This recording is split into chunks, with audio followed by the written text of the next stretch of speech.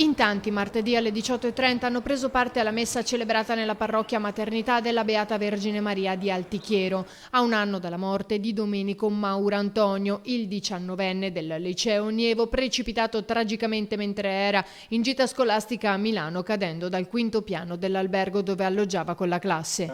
Una messa voluta dai genitori Bruno e Antonia, a cui hanno preso parte molte persone, tra cui professori e compagni di classe.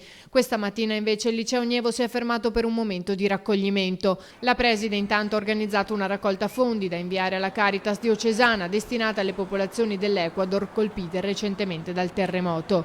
L'inchiesta sulla morte di Domenico è ancora aperta, i genitori non vogliono assolutamente che venga archiviata. Sono certi che il figlio non può aver fatto tutto da solo in quella tragica notte tra il 9 e il 10 maggio del 2015. Il corpo di Domenico venne trovato nel cortile dell'Hotel Da Vinci a Milano. Era seminudo, i pantaloni e le mutande si trovavano poco distante. Sul posto, dopo, giunse la polizia, vennero interrogati i compagni e i professori, ma nessuno ha fornito dettagli utili, tante le ipotesi. Domenico, prima di precipitare, si è sentito male, ma di cosa si sia trattato ancora non è chiaro.